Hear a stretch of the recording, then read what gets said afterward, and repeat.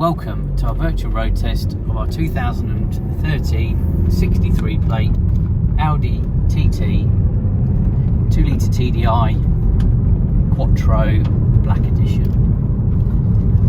It's done 105,800 miles. We've took it in part exchange just before Christmas.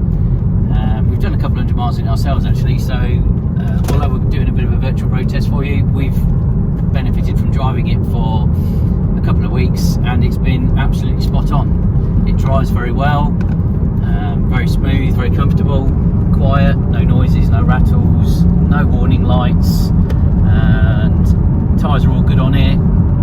Great tyres all round. We've got good service history for it as well. We've got loads of stamps in the book.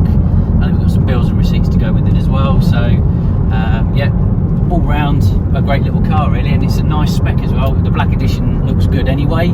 It's got the rear parking sensors as well, it's got sat nav, it's got 3-stage heated seats, it's got cruise control,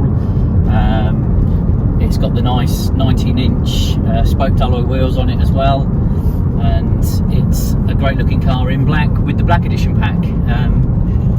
But as I said, to drive, it drives very well. You wouldn't know it's done the mileage it's done.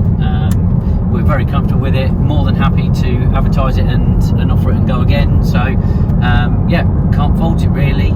It's a great little car, great value, looks superb, and you've got an Audi TT for focus money basically. So lots of information up on the internet for it, lots of photos plus our video. But if there's any further information you'd like, or if you want to discuss